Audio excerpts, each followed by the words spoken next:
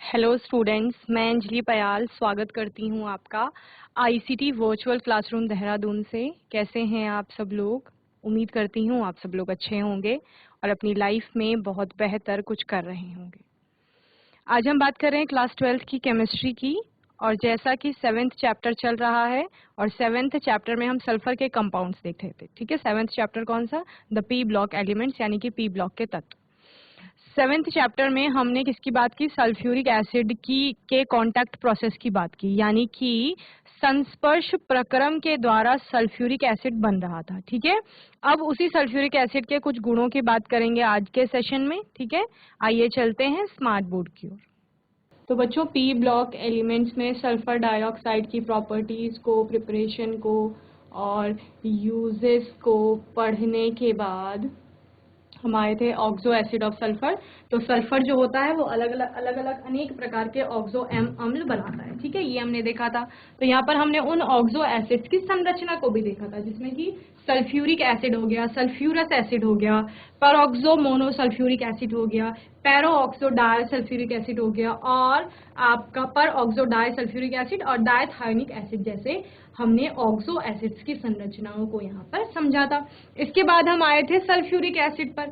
Sulphuric acid यानी कि आपका जो सल्फर का एक कंपाउंड है, ऑक्सो एसिड है। ठीक है, बहुत ज्यादा इसका उपयोग होता है लेबोरेटरीज में। ठीक है, अलग अलग प्रक्रमों में।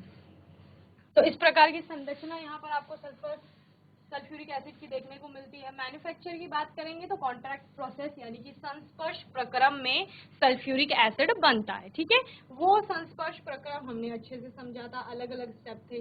ठीक है, पहले स्टेप में क्या हो रहा था? Preparation of sulphur dioxide. Sulphur dioxide बन रही थी। कैसे बन रही थी? सल्फर को बर्न किया जाता था, जलाया जाता था, या ऑक्सीजन की प्रेजेंस में रिएक्शन कराई जाती थी, या फिर क्या होता था, या फिर आपका सल्फर का कोई अयस्क होता था, जैसे आयरन पायराइड हो गया, उसकी अभिक्रिया कराई जाती थी ऑक्सीजन के साथ, और तब आपका वहां पर सल्फर डाइऑक्साइड बनती थी। ठीक है, अब वो सल्फर डाइऑक्साइड इम्प्योर होती थी, यानी अशुद्ध होती थी। फिर उसका क्या होता था? शुद्धिकरण होता था। शुद्धिकरण जल से किया जाता था। उसके बाद वहां पर क्या किया जा रहा था? कंसंट्रेट H2SO4 डाला जा रहा था, सल्फ्यूरिक एसिड डाला जा रहा था ड्राई करने के लिए। ठीक है, फिर उसका प्रशीतक के ऊपर, हीटर के ऊपर, उसको पूर्व तापक के ऊपर उसको डाला जा रहा था। फिर उसका लास्ट में हो रहा था आपका V2O5 की प्रेजेंस में ऑक्सीडेशन। ठीक है, यानी ऑक्सीकरण किया जा रहा था, और ऑक्सीकरण में SO2 के साथ जुड़ रही थी एक और ऑक्सीजन, और क्या बन रहा था? SO3, सल्फर ट्राइऑक्साइड बन रहा था। ठीक है, तो इस तरह से सल्फर ट्राइऑक्साइड बन गया। अब ये सल्फर ट्राइऑक्साइड लास्ट चैम्बर में जाके क्या करती है? ये करती है वहां पर सल्फर ट्राइऑक्साइड किसके साथ रिएक्ट? इसमें कंसंट्रेट H2SO4 मिलाया जाता है, और जो करता है ओलियम का निर्माण। ठीक है, तो सल्फर ट्राइऑक्साइड एब्जॉर्ब करती है, अवशोषित करती है 98% H2SO4 को, और किसका निर्माण करती है? ओलियम का निर्माण करती है। और लास्ट में इस ओलियम का क्या किया जाता है? डाइल्यूशन किया जाता है वाटर के साथ, यानी तनुकरण कराया जाता है जल के साथ, और जल के साथ अभिक्रिया करके ओलियम बनाती है H2SO4। ओके, ठीक है, चलिए, तो ये हो गया था हमारा संस्पर्श प्रक्रम। ठीक है, पहले चैम्बर में क्या किया गया? इसमें SO2 बनाई गई। ठीक है, SO2 बनती है। फिर यहाँ पे सेकंड चैम्बर में वाटर का स्प्रे कराया जाता है, ताकि वो क्या हो सके? कूल किया जाता है SO2 को। ठीक है, यहाँ पर आपका डस्ट प्रेसिपिटेटर लगता है, धूल अवक्षेपक, जो कि धूल हटाता है वहां से। और वाटर का स्प्रे होने के बाद फिर SO2 पास होती है कहाँ? इस थर्ड वाले चैम्बर, ये सेकंड हो गया, थर्ड वाले चैम्बर में यहाँ पर कंसंट्रेट H2SO4 का स्प्रे कराया जाता है, और वो कंसंट्रेट H2SO4 क्या करती है? SO2 को ड्राई करने का काम करती है, और बाकी जो एसिड होगा, वेस्ट एसिड, वो यहाँ से बाहर आ जाता है। ठीक है, देन अब जो ड्राई SO2 है वो पास होती है नेक्स्ट आगे के चैम्बर में। यहाँ पे प्यूरिफायर लगाया जाता है, आर्सेनिक प्यूरिफायर, जो कि क्या होता है? जिलेटिन हाइड्रेटेड फेरिक ऑक्साइड युक्त होता है, इसमें ये प्रेजेंट होता है। ठीक है, और फिर प्री हीटर से उसको पास कराया जाता है। यहाँ SO2 पहुंच जाती है फोर्थ चैम्बर में। ठीक है, इस फोर्थ चैम्बर में V2O5 की प्रेजेंस में, जैसे हमने सल्फर डाइऑक्साइड की रिएक्शंस देखी थी, तो वहां पर भी हमने बोला था कि SO2 का ऑक्सीकरण होगा V2O5 की प्रेजेंस में और SO3 का निर्माण होगा। तो वही यहाँ पर होता है, यहाँ से SO2 जाती है और ये V2O5 की प्रेजेंस में इसके साथ ऑक्सीजन जुड़ती है और SO3 का निर्माण होता है और लास्ट चैम्बर में ये SO3 यहाँ पहुंचकर इस कंसंट्रेट H2SO4 के साथ रिएक्ट करती है और किसका निर्माण करती है, ओलियम का निर्माण करती है और लास्ट में ये ओलियम H2O के साथ रिएक्ट होगा और क्या बनाएगा, H2SO4 बनाएगा। ठीक है, तो इस तरह से किसका निर्माण हो गया, लास्ट में H2SO4 का निर्माण हो गया।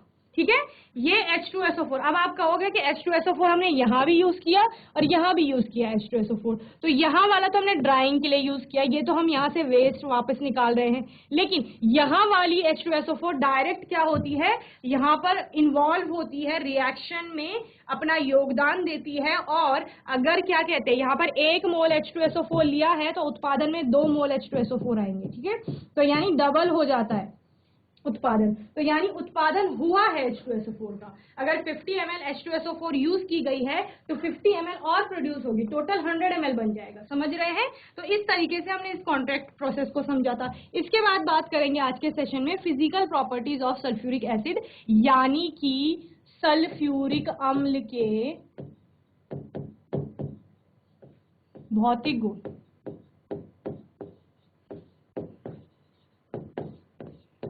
ठीक है, तो भौतिक गुणों में वही रंग, गंध और स्वाद की बात करोगे, मेल्टिंग बॉइलिंग पॉइंट्स की बात करोगे, ठीक है, विलेयता की बात करोगे। Pure sulphuric acid is a colourless, कैसा होता है ये, शुद्ध जब होगा, ठीक है, प्योर सल्फ्यूरिक यानी शुद्ध H2SO4 कैसी होती है, रंगहीन है। ठीक है, डेंस, डेंस का मतलब क्या है कि सघन है एकदम, और विस्कस लिक्विड, डेंस यानी गाढ़ा भी बोल सकते हो आप, गाढ़ा, और क्या है, विस्कस लिक्विड, विस्कस यानी तैलीय द्रव है। क्लियर।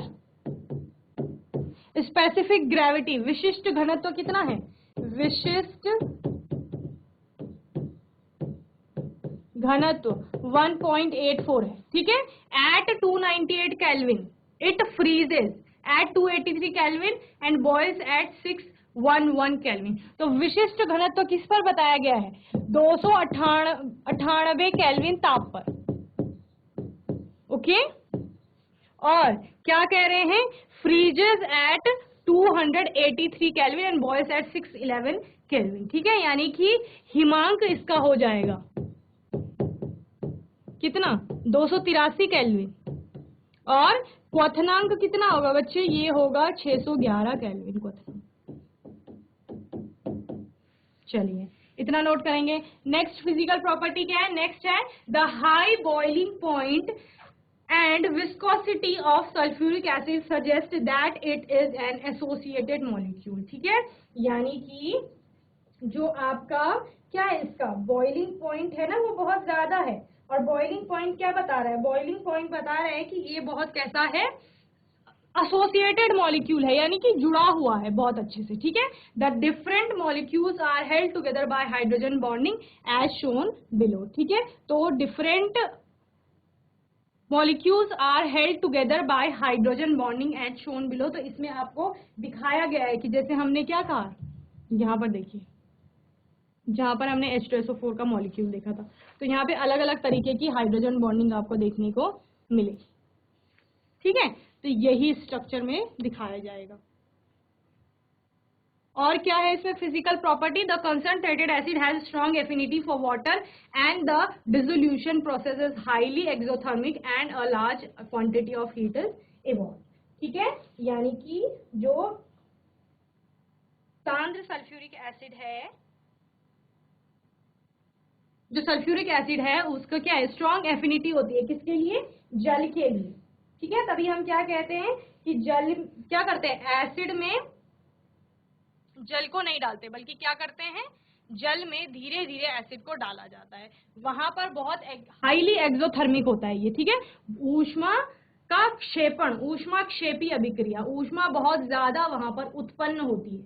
ठीक है, इसीलिए धीरे धीरे एसिड को पानी में मिलाया जाता है। और concentrated sulphuric acid it diluting by adding acid to water, ठीक है, यही हमने बोला, अम्ल में क्या डालेंगे, पानी डालेंगे, and not water to acid, in the latter case so much heat is produce that acid will spurt out of the container. यानी कि अगर आप क्या करेंगे, एसिड में पानी डालेंगे तो पानी डालने से एकदम से क्या होगी, ऊष्मा इवॉल्व होगी, उत्पन्न होगी, और ये हो सकता है कि जिस बर्तन में आपने एसिड रखा है, जिस वेसल में रखा है, ग्लासवेयर में रखा है, वहां से एकदम से एसिड बाहर आ गया, तो उससे क्या होगा, उससे किसी को जल सकता है, कहीं पर लग सकता है एसिड, और क्योंकि इसकी प्रॉपर्टी होती है कि ये किसी भी सरफेस को कोरोड कर सकता है, तो यानी आपकी स्किन, किसी की भी स्किन जला सकता है, और कुछ भी उससे क्या हो सकती है, प्रॉब्लम या नुकसान हो सकता है। तो क्या किया जाता है, पानी में एसिड डाला जाता है धीरे धीरे करके, ठीक है। चलिए, ये हो गई सारी फिजिकल प्रॉपर्टीज, इनको नोट करेंगे, फिर हम केमिकल प्रॉपर्टीज करेंगे।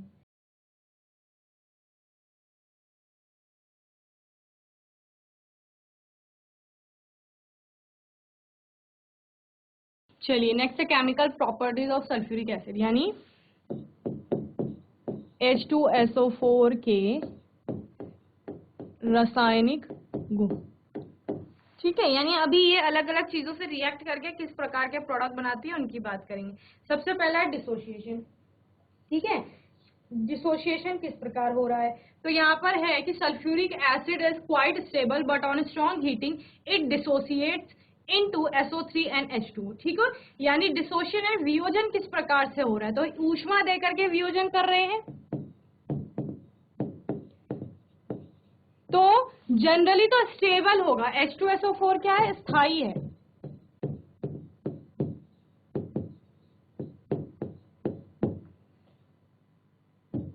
किंतु अत्यधिक ऊष्मा देने पर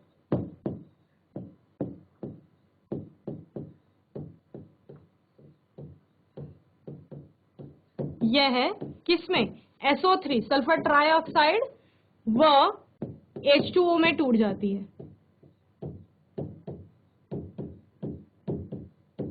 तो H2SO4 को तोड़ लीजिए, क्या बन रहा है, SO3 अलग हो गया, और SO4 है तो 4 ऑक्सीजन है, ठीक है, 4, ये समझिए H2SO4, ठीक है, तो हम कह रहे हैं H2SO4 में H2O अलग कर लो, H2O, तो हाइड्रोजन आपके सारे चले गए, ऑक्सीजन एक चला गया, अब कितने रह गए, 3 ऑक्सीजन और एक S, तो क्या हो जाएगा, SO3 हो जाएगा। तो ये बनता है वियोजन पे, ठीक है, तो क्लियर है, पहली प्रॉपर्टी क्या कह रही है, डिसोसिएशन की बात कर रही है। आप क्या कहेंगे कि सल्फ्यूरिक एसिड का डिसोसिएशन होता है, वियोजन होता है, ऊष्मा दी जाती है, वैसे तो स्टेबल है, लेकिन बहुत ज्यादा ऊष्मा दी जाएगी, बहुत ज्यादा ऊष्मा दी जाएगी तो फिर क्या होगा, इसका वियोजन हो जाएगा, और बहुत ज्यादा ऊष्मा देने पर ये H2O और SO3 में टूट जाएगी, ठीक है। चलिए, नेक्स्ट प्रॉपर्टी की बात करेंगे, एसिडिक कैरेक्टर की बात करेंगे, ठीक है। एसिडिक कैरेक्टर क्या कहते हैं, एसिडिक कैरेक्टर कहते हैं it is a strong dibasic acid, ठीक है, ये कैसा है, बहुत ही प्रबल है, प्रबल अम्लीय गुण वाला अम्ल है, ठीक है।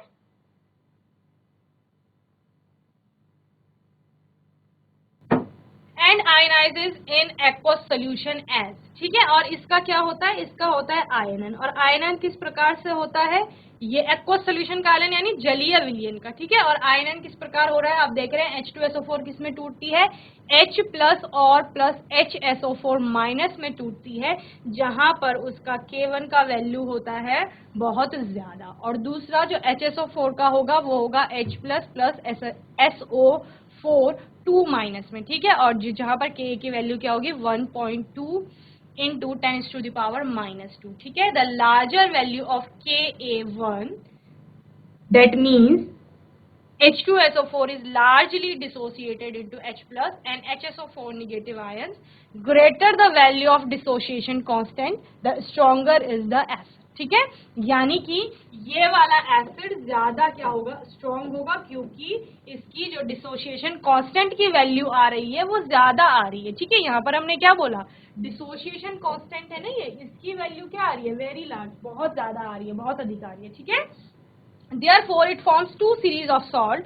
इसके बाद ये दो तरह के सॉल्ट्स बनाता है, नॉर्मल सल्फेट, एक क्या बनाएगा, नॉर्मल सल्फेट बनाएगा, सामान्य sulphate, such as sodium sulphate, SO4 वाले सल्फेट क्या होता है, SO4, copper sulphate, Cu2SO4 etcetera, and दूसरा क्या बनाता है, एसिडिक सल्फेट बनाता है, जैसे हाइड्रोजन सल्फेट्स बनाएगा और बाइसल्फेट्स जिन्हें कहा जाता है, ठीक है, यानी सोडियम हाइड्रोजन सल्फेट हो गया, ये सारे। Thus it reacts with metal oxides, carbonates etcetera. तो ये इसीलिए ये किससे रिएक्ट कर लेता है, मेटल से भी, ऑक्साइड से भी और कार्बोनेट से भी।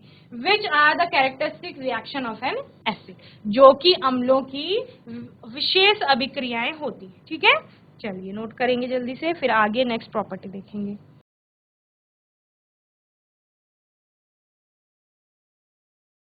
एक्शन विद सॉल्ट, नेक्स्ट है सॉल्ट के साथ किस प्रकार से अभिक्रिया करेंगे, यानी लवणों के साथ। It is a strong non volatile acid, जैसा कि आपको पता है ये कैसा है, स्ट्रॉन्ग है, प्रबल है, और दूसरा कैसे बोल रहे हैं कि नॉन वॉलेटाइल है, ओके। और क्या है, एसिड है। नॉन वॉलेटाइल यानी अवाष्पशील बोल सकते हो, कहीं कहीं पर इसको निम्न वाष्पशील भी बोला जाता है। And decomposes the salts of volatile acids forming its own salt, ठीक है। और किस में टूटता है, सॉल्ट्स में टूटता है ऑफ वॉलेटिक एसिड, जो कि वाष्पशील होंगे, और फॉर्मिंग इट्स ओन सॉल्ट, और इसका खुद का क्या बनेगा, सॉल्ट बनेगा, ठीक है। तो यहाँ पर बताया गया है कि सॉल्ट के साथ MX एक सॉल्ट था जिसके साथ H2SO4 रिएक्ट कर रही है और क्या बना रही है, खुद का सॉल्ट बना रहा है HX, और किस में टूट रहा है, M2SO4 जो उसका सॉल्ट है उसमें अलग हो रहा है, ठीक है। तो X आपका क्या हो सकता है, X आपका कुछ भी हो सकता है, फ्लोरो, क्लोरो, नाइट्रो, ठीक है, कोई भी ग्रुप हो सकता है। तो यहाँ पे रिएक्शन भी दी गई है, रिएक्शन क्या है, Na2CO3 एक सॉल्ट है जिसके साथ H2SO4 रिएक्ट कर रही है, तो Na2SO4 बन रहा है, साथ में H2 और CO2 बन रही है, ठीक है।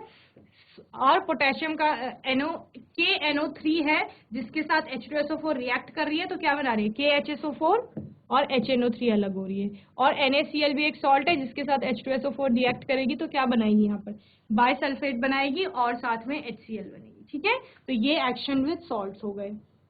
When concentrated acid is dropped on paper, wood or sugar, it absorb moisture and bring about charring, ठीक है। तो क्या कहा जा रहा है, जब इस सांद्र सल्फ्यूरिक एसिड को क्या किया जाएगा, कार्बनिक पदार्थों में इसको डाला जाएगा, तो ये क्या कर लेता है, वहां पर absorb moisture and brings about charring, ठीक है। तो ये क्या करेगा, वहां पर मॉइस्चर को अब्सॉर्ब कर लेगा। तो यहाँ पर आपको दिख रहा है C12H22O11 में अगर इसको डाला गया तो 11H2O प्लस 12C में ये टूट रहा है, ओके।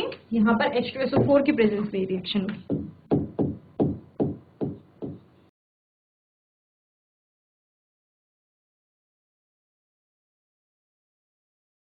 तो यानी कि सल्फ्यूरिक एसिड क्या कर रहा है, कार्बनिक जो भी आपके पदार्थ हैं, ऑर्गेनिक मैटर जैसे पेपर हो गया, वुड हो गया, शुगर हो गया, तो यहाँ पर वहां से वो क्या कर रहा है, H2O को हटा रहा है, नमी को क्या कर रहा है, खुद ही अवशोषित कर रहा है, यानी उस चीज से नमी को हटा रहा है, ओके। चलिए next, hot concentrated sulfuric acid is a moderately strong oxidizing agent. In this respect, it is intermediate between phosphoric and nitric acid. Both metals and non-metals are oxidized by concentrated sulfuric acid, which is reduced to SO. ठीक है। अब क्या कहा जा रहा है कि जो सांद्र सल्फ्यूरिक एसिड होता है वो क्या होता है, स्ट्रॉन्ग ऑक्सीडाइजिंग एजेंट होता है, यानी कि प्रबल ऑक्सीकारक होता है। इस संदर्भ में इसका स्थान कहाँ रखा गया है, फॉस्फोरिक एसिड और नाइट्रिक एसिड के बीच में रखा गया है, इन दोनों के मध्य में आता है इसका स्थान। और धातुएं और अधातुएं, मेटल्स और नॉन मेटल दोनों ही क्या होती है, कंसंट्रेट सल्फ्यूरिक एसिड द्वारा ऑक्सीकृत हो जाती है, यानी ये दोनों में ही ऑक्सीजन को जोड़ देता है, तथा इस प्रक्रिया में सल्फ्यूरिक अम्ल SO2 में अपचित यानी क्या हो जाती है, रिड्यूस हो जाती है, ठीक है। कंसंट्रेट सल्फ्यूरिक एसिड में क्या क्या निकल जाएगी, SO2 निकल जाएगी वहां से, ओके। चलिए तो रिएक्शन इस प्रकार दी गई है, 2H2SO4 plus thrice sulphur, sulphur के साथ दे रहा है जो कि एक अधातु है, सल्फर के साथ रिएक्ट कराने पर क्या हो रहा है, SO2 अलग हो रही है और 2H2 अलग हो रही है, ठीक है। तो ये इसका क्या हो रहा है, यहाँ पर सल्फर का ऑक्सीडेशन हो रहा है, ठीक है। कार्बन के साथ दिखाया गया है, कार्बन का भी ऑक्सीडेशन हो रहा है और SO2 अलग हो रही है, ठीक है। कहीं कहीं पर ये क्या करेगा, SO2 को भी अलग करेगा ना। कॉपर के साथ भी यहाँ पर कॉपर का सल्फेट बन रहा है, ओके। तो इस तरीके से ये सारी रिएक्शंस हो जाएंगी जहां पर ये क्या एज ए ऑक्सीडाइजिंग एजेंट काम कर रहा है, कौन, H2SO। चलिए जल्दी से नोट करेंगे।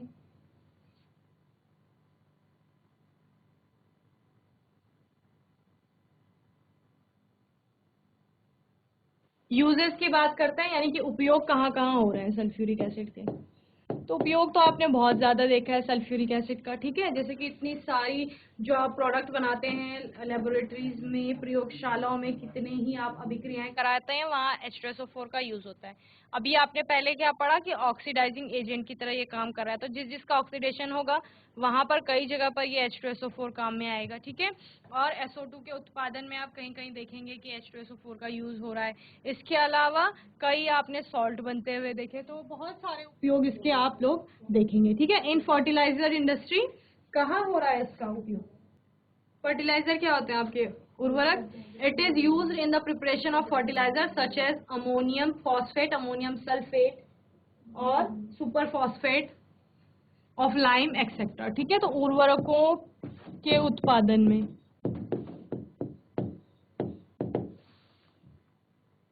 और इन पेट्रोलियम रिफाइनिंग, ठीक है। पेट्रोलियम की रिफाइनिंग होती है, वहां पर भी H2SO4 का यूज होता है, ठीक है, यानी कि पेट्रोलियम के शोधन में।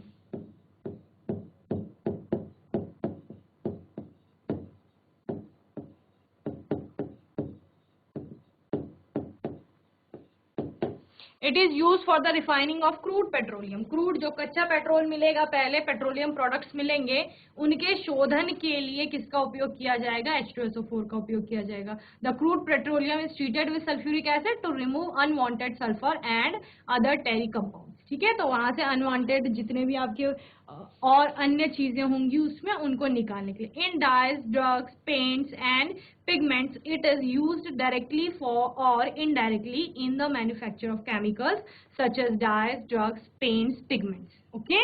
तो क्या कहा जा रहा है? डाई जो होते हैं या कितनी ही औषधियां बनती हैं, ड्रग्स बनते हैं या पेंट्स आते हैं और पिगमेंट्स बनते हैं अलग अलग, उन सभी में H2SO4 का डायरेक्ट यानी कि प्रत्यक्ष और अप्रत्यक्ष रूप से उपयोग होता है, ठीक है, उनके उत्पादन में।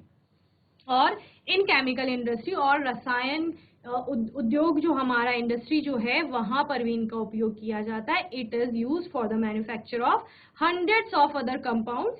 आपके सैकड़ों कंपाउंड यौगिक ऐसे हैं, जैसे सल्फर जो आपका हाइड्रोक्लोरिक एसिड है, नाइट्रिक एसिड है, फॉस्फोरिक एसिड है, सल्फेट्स हैं, बाइसल्फेट्स हैं, डाई इथाइल ईथर्स हैं, इन सभी को बनाने में H2SO4 का प्रयोग किया जाता है, ठीक है। तो ये क्या हो गए बच्चे? ये यूजेस हो गए इन मेटलर्जी और धातु क्रम में। जब क्या किया जाता है? धातु का शोधन किया जाता है।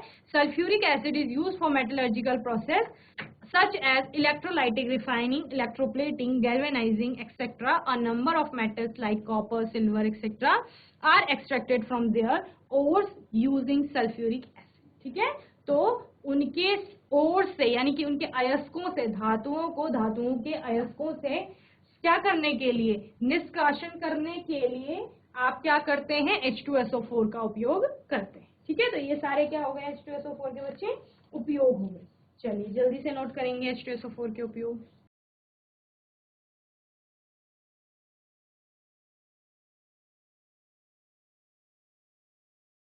चलिए यूजेस हो गए। इसके बाद बात करते हैं ग्रुप 17 के एलिमेंट्स की, यानी वर्ग 17 के तत्वों की, जहां पर वर्ग 17 में आपको क्या क्या दिखेंगे? Fluorine, chlorine, bromine, iodine, astatine, ठीक है। From the top to the bottom they are called halogens. क्या कहा जाता है? Halogen, because they give salts when they react with metals. ये धातुएं किसके साथ? ये आपके तत्व धातुओं के साथ अभिक्रिया करके, मेटल्स के साथ अभिक्रिया क्या करके क्या बनाती है? सॉल्ट बनाती है। इसीलिए इनको क्या कहा जाता है? हेलोजन्स कहा जाता है। हेलोजन्स का मतलब ये होता है कि सॉल्ट बनाना, ठीक है, यानी कि हेलो का मतलब सॉल्ट होता है, जेनेस का मतलब होता है उत्पन्न करना, ठीक है। तो सॉल्ट को उत्पन्न करना या प्रोड्यूस करना, बनाना। तो सॉल्ट बना रहे हैं चूंकि ये ग्रुप 17 के तत्व, तो इनको हेलोजन्स कहा जा रहा है, ठीक है। और सबसे पहले बात करते हैं इलेक्ट्रॉनिक कॉन्फ़िगरेशन की। तो इनका जो बाह्यतम कोश होता है, ठीक है, बाह्यतम कोश का मतलब क्या है? जो आउटर मोस्ट शेल होगी, ठीक है, उसका इलेक्ट्रॉनिक कॉन्फ़िगरेशन क्या होता है? NS2NP5 होता है ये, ठीक है। यानी अब बाह्यतम कोश में कितने इलेक्ट्रॉन आ जाएंगे? 7 इलेक्ट्रॉन आएंगे, ठीक है। 7 में से 2 इलेक्ट्रॉन आ जाएंगे S वाली सबशेल में और 5 इलेक्ट्रॉन आ जाएंगे P वाली सबशेल में, ठीक है। चलिए ये हो गया electronic configuration of group 17 element. सबका इलेक्ट्रॉनिक कॉन्फ़िगरेशन NH2NP5 होगा for the outermost shell. Next ये है आपके fluorine, chlorine, bromine, iodine, astatine. ठीक है, 9 परमाणु क्रमांक फ्लोरीन का है, 17 है क्लोरीन का, 35 है ब्रोमीन का, 53 है आयोडीन का, एस्टेटीन का आपका 85 आता है। Okay, then ionic and atomic radii, हमें पता है परमाणु त्रिज्या और आयनिक त्रिज्या क्या होती है, जैसे जैसे परमाणु का क्रमांक बढ़ता है वैसे वैसे बढ़ती है। ठीक है, तो परमाणु का क्रमांक कहाँ बढ़ रहा है, तो फ्लोरीन से एस्टेटीन तक चलने पर परमाणु का क्रमांक हमने अभी बढ़ते हुए देखा।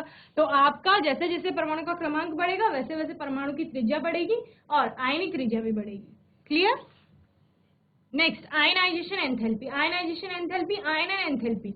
आयन एंड एंथैल्पी क्या होती है, हाइयर आयनाइजेशन एंथैल्पी होती है बहुत ज्यादा, और हम क्या देखते हैं, this value keeps on diminishing as we move down the group. जैसे जैसे ग्रुप में नीचे की ओर चलेंगे तो आयन एंड एंथैल्पी का मान धीरे धीरे घटता जाएगा। ठीक है, this happens because of the increase in the size of the nucleus. नाभिक का साइज धीरे धीरे क्या हो रहा है, इंक्रीज हो रहा है, और एटम का साइज इंक्रीज हो रहा है तो बाह्यतम कोश दूर जा रही है। However it is interesting to note that fluorine has the highest ionization enthalpy than any other halogen thanks to its minute size, यानी कि क्योंकि फ्लोरीन का साइज सबसे छोटा है इसीलिए वो कैसा है, उसका आयनाइजेशन एंथैल्पी सबसे ज्यादा है पूरे ग्रुप में। ओके, तो ये आपके दोनों और टॉपिक हो गए, क्या क्या, एक हमने रेडियाई की बात की और दूसरे हमने किसकी बात की, आयनाइजेशन एंथैल्पी की बात की। लास्ट है आपका इलेक्ट्रॉन गेन, इसके बाद आपका इलेक्ट्रॉन गेन एंथैल्पी यानी इलेक्ट्रॉन लब्धि एंथैल्पी। तो इलेक्ट्रॉन लब्धि एंथैल्पी क्या कहती है बच्चे, the electron gain enthalpy of these elements becomes less negative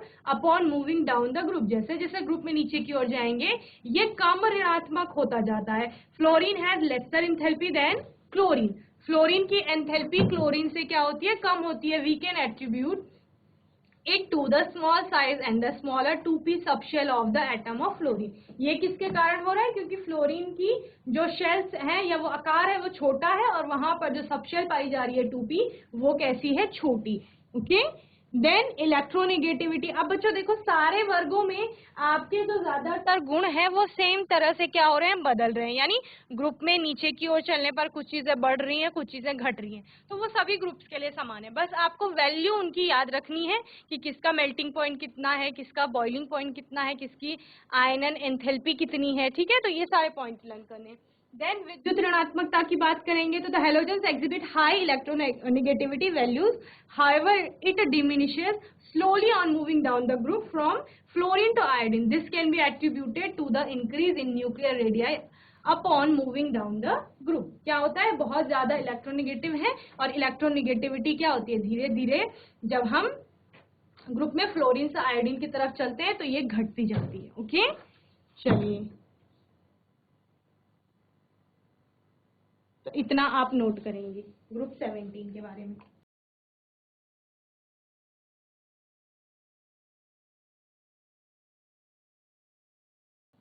तो बच्चों आज के सेशन में हमने बात की सल्फ्यूरिक एसिड के गुणों की और उसके उपयोगों की। तो इतना आपको अच्छे से समझ में आ गया होगा। ग्रुप 17 हमने शुरू किया है, उसके बारे में आगे और पढ़ेंगे। तब तक आपको रिवाइज करना है, अच्छे से चैप्टर को पढ़ते रहना है, और आपका कोई डाउट होगा, क्वेश्चन होगा तो आने वाले सेशन में आप लोग पूछ लेंगे। और तब तक के लिए ICT वर्चुअल क्लासरूम से जुड़ने के लिए धन्यवाद।